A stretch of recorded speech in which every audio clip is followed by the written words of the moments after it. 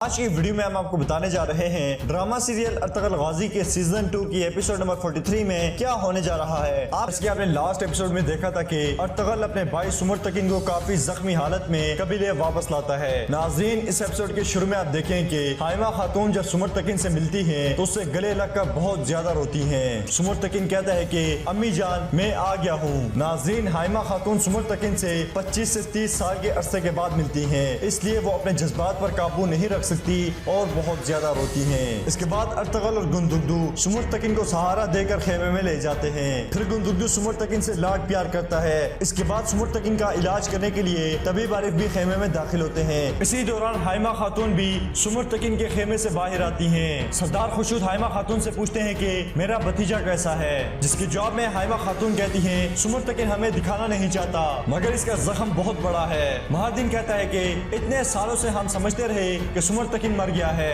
مگر ارطغرل صاحب آپ نے ان کو واپس لا کر ہم سب کو بہت خوشی دی ہے، اللہ آپ کو سلامت رکھے۔ پھر مہاردین پوچھتا ہے کہ یہ ہوا کیسے، سمرتکن آپ کو کہاں ملے، آپ کی لڑائی کس کے ساتھ ہوئی، جس پر ارطغرل کہتا ہے کہ نویان اور اس کے سپاہی ہمارے سامنے آ گئے تھے۔ یہ سن کر تیمور کہتا ہے ارطغرل صاحب یہ کیسے ممکن ہے، آپ نے ہی ہمیں نویان کے پیچھے بھیجا اور پھر آپ غائب ہو گئے، آپ اپنی ہی جنگ میں شریک نہیں تھے اور اب آپ کہہ رہے ہیں آپ کا سامنا نویان سے ہوا، آپ کے اس پر اسرار رویے سے ہمیں خوف آتا ہے۔ جس پر مہاردین کہتا ہے کہ یقینی طور پر نویان اور سمرتکن یکے بعد دیگرے وہاں پہنچے، لیکن ہمیں حیرانگی اس بات کی نہیں ہے، ہمیں حیرانگی اس بات کی ہے کہ آپ وہاں کیسے پہنچے۔ اس کے جواب میں ارطغرل کہتا ہے کہ مہاردین صاحب اسے محض اتفاق سمجھ لیں، یہ اچھا ہوا کہ میں سمرتکن تک پہنچ گیا اور میری خوش قسمتی ہے کہ میں انہیں ان کے پیاروں سے ملانے میں کامیاب ہو گیا۔ اس پر تیمور غصے سے کہتا ہے کہ یہ کس قسم کا اتفاق ہے، اسی وقت اور اسی جگہ ارطغرل صاحب بھی پہنچ گئے۔ اس کے جواب میں ارطغرل تیمور سے کہتا ہے کہ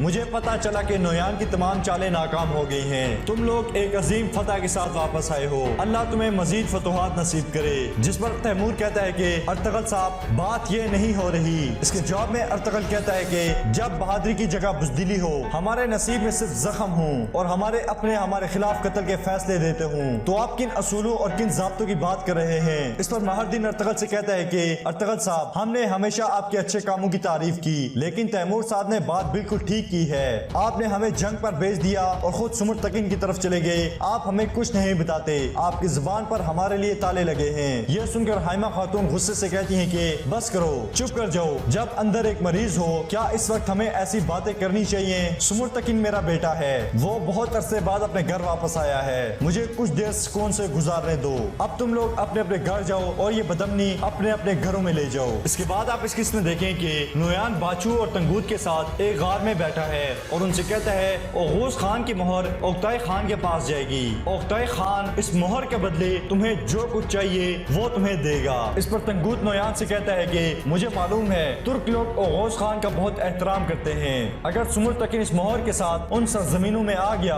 وہ ہماری فوج کو 2 حصوں میں تقسیم کر دے گا اور اوقتائی خان ہمیں اس کی سزا دے گا۔ نویان کہتا ہے ہم اس کی اجازت نہیں دیں گے، اوغوز خان کی مہر وہ خود میرے پاس لے کر آئیں گے۔ اس کے بعد آپ اس قسط میں دیکھیں کہ سجان خاتون چھپ کر گلبانو کا انتظار کر رہی ہے۔ جیسے ہی گلبانو ان کے سامنے آتی ہے تو سجان خاتون جلدی سے ان کے پاس جاتی ہے اور ان سے گلے ملتی ہے۔ پھر سجان گلبانو سے کہتی ہے کہ میں نے سنا ہے کہ تم جنگجو کی طرح گھڑ سواری کرتی ہو اور جنگ بھی کرتی ہو۔ جس پر گلبانو کہتی ہے کہ جب آپ سلیمان شاہ کے ساتھ ہمارے قبیلے آئی تھی آپ نے مجھے اور روشنی بہن کو گھڑ سواری سکھائی تھی۔ جس پر سجان کہتی ہے واہ تمہیں وہ دن بھی یاد ہے، جس پر گلبانو کہتی ہے کہ وہ دن میں کیسے بھول سکتی ہوں۔ اس کے بعد سجان خاتون گلبانو سے کہتی ہے کہ ہم نے سلیمان شاہ کے گھر میں پرورش پائی، انہوں نے ہمیں سکھایا کہ پیار اور عزت کیسے کی جاتی ہے، اب ہمیں اپنے مرحوم بابا کو مایوس کیے بغیر اب ان کا قرض چکانے کا وقت آ گیا ہے۔ یہ سن کر گلبانو حیرانگی سے سجان خاتون سے پوچھتی ہے کیا کہہ رہی ہیں آپ، مجھے آپ کی بات سمجھ نہیں آئی۔ جس پر سجان خاتون سے کہتی ہے ہمارا قبیلہ ایک گڑھے میں گر چکا ہے،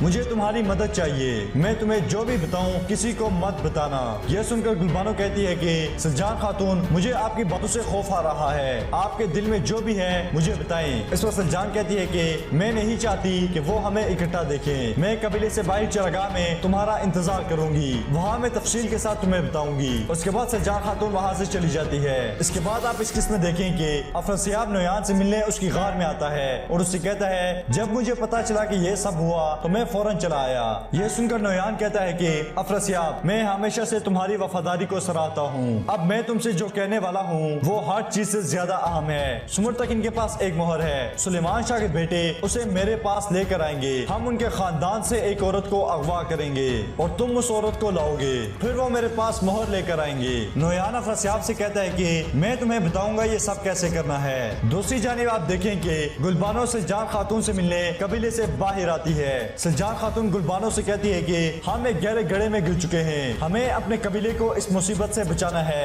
ये हमारा फर्ज है। इस पर गुलबानो कहती है कि सुलजान खातून आप क्या कह रही हैं, मुझे समझ नहीं आ रही। इस पर सुलजान खातून गुलबानो से कहती है कि सरदार खुशरू के घर में शैतान लोग मौजूद हैं जो दोनों कबीलों के लिए जहर हैं। इस सब से छुटकारे के लिए सिर्फ तुम मेरी मदद कर सकती हो। इस पर गुलबानो कहती है कौन से शैतान लोग। इस पर सुलजान खातून से कहती है वो औरत जिसकी हिफाजत सरदार खुशरू ने तुम्हारे जिम्मे लगाई है कि तुम अपनी जान पर खेल कर उसकी मुहाफिज बनो। ये सुनकर गुलबानो को गुस्सा आता है और वो कहती है आप ये मुझसे कैसे कह सकती हैं, ये कहते हुए आपको शर्म नहीं आई, आप अजीम सरदार खुशरू के बारे में इस तरह कैसे बात कर सकती हैं। इस पर सुलजान खातून कहती है बिल्कुल वो एक अजीम सरदार खुशनुद हैं, हमारी बदकिस्मती और मसला उनकी नाम नेहाद बीवी है। वो अजीम दुर्दुर्गा कबीले में और सरदार खुशनुद के घर में जहर भर रही है, हमें उसे रोकना होगा। इस पर गुलबानो कहती है कि तुम्हारा दिमाग खराब हो चुका है, मैं अपने सरदार और सरदारी से धोखा नहीं कर सकती, आइंदा के बाद मेरे करीब भी मत आना वरना तुम्हें पछताना होगा।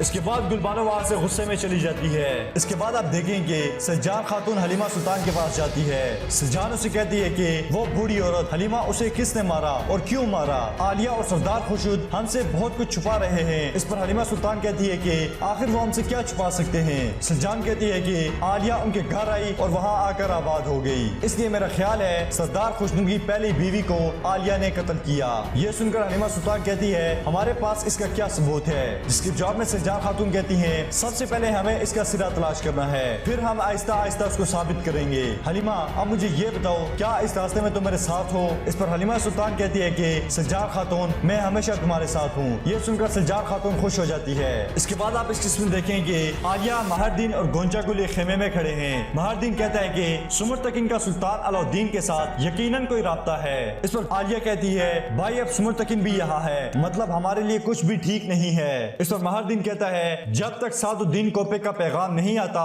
हम कुछ नहीं कर सकते। इसके बाद आप देखेंगे सरदार खुशनूद और तैमूर एक खेमे में खड़े हैं। तैमूर सरदार खुशनूद से कहता है बाबा अर्तगल फिर से कुछ मशकूक सरगर्मियों में मुलव्वस है, मुझे डर है कि हम फिर से किसी मुश्किल में होंगे। इस पर सरदार खुशनूद कहते हैं कि बेटा ये सब होने के बाद भी तुम अर्तगल पर भरोसा नहीं करते।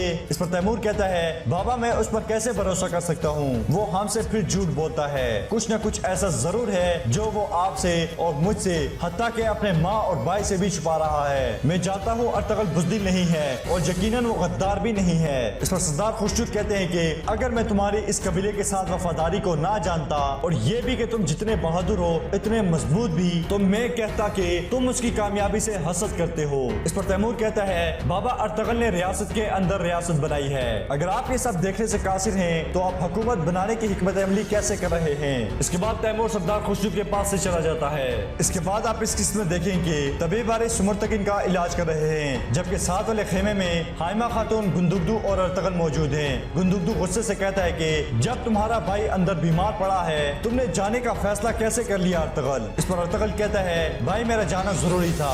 इस पर गुंदुगदू कहता है इसका क्या मतलब है, तुमने ना मुझे और ना अम्मी जान को कुछ बताया। फिर अर्तगल कहता है भाई जब वक्त आएगा मैं आपको बता दूंगा। यह सुनकर गुंदुगदू गुस्से से कहता है तुमने कब हमें वक्त पर कुछ बताया है, तुमने कहा तुम सुमरतकिन से मिलने जा रहे हो मगर वहाँ जाकर तुम्हारी नोयान से जंग हो गई, तुम किस किस्म की दुनिया में रहते हो, तुम्हें सुमरतकिन की खबर कहाँ से मिली, नोयान को कैसे पता चला तुम कहाँ थे, ये सब कुछ जानना मेरा फर्ज है मगर तुम ना ही मुझे और ना ही अम्मी जान को कुछ बताते हो, तुम्हारा हर कदम खुफिया है। इस पर अर्तगल खड़ा हो जाता है और गुंदुगदू से कहता है भाईजान किसी दिन में आपको हर चीज बता दूंगा मगर वो दिन आज नहीं है। यह सुनकर गुंदुगदू गुस्से से पीछे मुड़ता है और कुछ बोलने लगा होता है मगर हाइमा खातून उसे खामोश करवाती हैं और कहती हैं बस कर दो बेटा, वहाँ तुम्हारा भाई मर रहा है। गुंदुगदू हाइमा खातून से कहता है अर्तगल ने जो किया वो मैं बर्दाश्त नहीं कर सकता और ना ही कबीले के लोग इस बात को बर्दाश्त करेंगे, आखिर वो क्या सोचेंगे, कुछ पता नहीं अर्तगल ने क्या किया, ये कहाँ था और ये सब कुछ कैसे हुआ। इसके बाद गुंदुगदू खेमे से बाहर निकल जाता है और अर्तगल हाइमा खातून के पास बैठता है और उनसे कहता है मैं जल्द वापस आऊंगा, फिक्र ना करें। इसके जवाब में हाइमा खातून कहती है अगर अगर तुम वापस ना आए तो मुझे वही गम देकर जाओगे जो पहले मुझे सुमरतकिन ने दिया, क्योंकि मुझ में दोबारा किसी बेटे को खोने की हिम्मत नहीं है। इसके बाद आप इस किस्त में देखेंगे गुंदुगदू कैद खाने में हमजा के पास आता है और उससे कहता है नोयान कुत्ता कहाँ है, जिस पर हमजा कहता है भाई मैं नहीं जानता। इस पर गुंदुगदू उसे मारता है और फिर पूछता है कहाँ है वो कुत्ता नोयान। फिर हमजा कहता है भाई मैं नहीं जानता। इस पर गुंदुगदू हमजा को बहुत देर तक मारता है और फिर कहता है तुमने काफी वक्त नोयान के साथ गुजारा है, क्या तुम्हें कोई अंदाजा नहीं कि वो कहाँ है। इस पर हमजा कहता है भाई मैं नहीं जानता, मैं सिर्फ एक चीज जानता हूँ कि मुझसे गलतियाँ हुई, मैं सिर्फ ये जानता हूँ कि आप मुझे माफ कर दें। इस पर गुंदुगदू कहता है अगर अल्लाह की मर्जी हुई तो शायद वो तुम्हें माफ कर दे, लेकिन मैं तुम्हें माफ नहीं करूंगा। इसी दौरान महारदीन भी कैद खाने में आता है और गुंदुगदू से कहता है कि इस कबीले के हजारों लोगों की नजरें हम पर लगी हैं, हमने कबीले के लोगों की हिफाजत और उन्हें जिंदा रखने का हलफ लिया है। फिर महारदीन गुंदुगदू से कहता है कि दोनों कबीलों के भले के लिए अर्तगल पर नजर रखो, कुछ पता नहीं वो कहाँ जाता है और क्या करता है। इसमें कोई शक नहीं कि वो एक अजीम बहादुर है। इस पर गुंदुगदू महारदीन को कोई जवाब नहीं देता और गुस्से से खेमे से बाहर चला जाता है। इसके बाद आप इस किस्त में देखें कि महारदीन अपनी बहन आलिया और अपनी बेटी गुंजागुल के साथ खेमे में मौजूद है। इसी दौरान एक सिपाही भी खेमे में दाखिल होता है और महारदीन को एक खत ला कर देता है और कहता है सादुद्दीन कोपेक ने ये खत आपके लिए भेजा है। ये सुनकर वो तीनों खुश हो जाते हैं और सादुद्दीन कोपेक का खत खोल कर देखते हैं और उस खत में छुपी हुई मालूमात को पढ़ने की कोशिश करते हैं। महारदीन उस मालूमात को देखने के बाद खुश हो जाता है। गुंजागुल पूछती है बाबा ये क्या लिखा है, जिस पर महारदीन कहता है कि सादुद्दीन कोपेक ने लिखा है कि मेरे सरदार बनने में आने वाली सब रुकावटें खत्म हो गई हैं। यह सुनकर गुंजागुल और आलिया बहुत खुश होती हैं। फिर महारदीन कहता है कि सादुद्दीन कोपेक ने यह भी लिखा है कि तमाम सूरत हाल बदल भी सकती है। गुंजागुल कहती है इसका क्या मतलब है बाबा, जिसके जवाब में महारदीन कहता है हमें हर चीज दांव पर लगानी होगी। इसका एक दूसरा हल भी है और वो हल सुमरतकिन के पास है। सुमरतकिन के पास एक मोहर है। सादुद्दीन कोपेक चाहता है कि वो मोहर में सुमरतकिन से हासिल कर लूं। आलिया महारदीन से कहती है कि आपने ठीक कहा था, सुमरतकिन और अर्तगल कुछ न कुछ कर रहे हैं। फिर गुंजागुल कहती है बाबा अब हम क्या करेंगे। इस पर महारदीन कहता है हमने इस रास्ते में बहुत से लोगों को कत्ल किया, बहुत से घर तबाह किए, हमारे लिए वापसी का कोई रास्ता नहीं है, हम किसी भी कीमत पर वो मोहर हासिल करेंगे। इसके बाद आप इस किस्म में देखें कि तबीब आरिफ सुमरतकिन का इलाज कर रहे हैं और उसे बहुत तकलीफ हो रही है, जिसकी वजह से वो बहुत चीखता है। आवाजें सुनकर हाइमा खातून को दुख होता है। गुंदुगदू और अर्तगल उनके पास बैठे हैं और गुंदुगदू और अर्तगल हाइमा खातून को तसल्ली देते हैं और कहते हैं आप परेशान ना हो, कुछ जख्म हैं जो जल्द ठीक हो जाएंगे। हाइमा खातून कहती हैं कि कितने सालों से तुम्हारे बाबा और मैंने तुम तीनों को इकट्ठे देखने की दुआएं की थी, आखिर वो दिन आ गया, मुझे अब किसी और गम में मत डालना। फिर हाइमा खातून गुंदुगदू और अर्तगल का हाथ एक दूसरे के हाथ में देती हैं। इसी दौरान तबीब आरिफ भी खुशी खुशी दूसरे खेमे से हाइमा खातून के खेमे में दाखिल होते हैं और कहते हैं हाइमा खातून अल्लाह ने आप सबकी मदद की, अल्लाह आप सब पर मेहरबान हुआ, सुमरतकिन जल्द ही ठीक हो जाएंगे। ये सुनकर हाइमा खातून अल्लाह का शुक्र अदा करती हैं। अर्तगल तबीब आरिफ से कहता है कि अगर मुमकिन हो तो मैं सिपाही अब्दुर्रहमान की हालत देखना चाहता हूँ। इस पर तबीब आरिफ कहते हैं कि जी आप देख सकते हैं। इसके बाद अर्तगल तबीब आरिफ के साथ चला जाता है। इस किस्त के आखिर में आप देखें कि सज्जान खातून और हलीमा सुल्तान दोहान के पास आती हैं। दोहान उनसे पूछता है मेरी बहनों क्या बात है, जिस पर सज्जान खातून उससे कहती हैं कि दोहान हमें तुम्हारा एक एहसान चाहिए था। फिर सज्जान खातून दोहान से कहती हैं आलिया और महारदीन ने उस बूढ़ी औरत का कत्ल किया और मेरा हार ले लिया, अब वो मुझको धमकाते हैं, जब तक मुझे हार नहीं मिलता मैं ये साबित नहीं कर सकती। मैं महारदीन के खेमे में गई थी, मैंने हर जगह देखा मगर मुझे हार नहीं मिला, मुझे उसे तलाश करने के लिए आलिया के खेमे में जाना पड़ेगा। इस पर दोहान कहता है ठीक है मुझे आपकी बात समझ आ गई है, लेकिन आप मुझसे क्या चाहती हैं। इस पर हलीमा सुल्तान दोहान से कहती हैं कि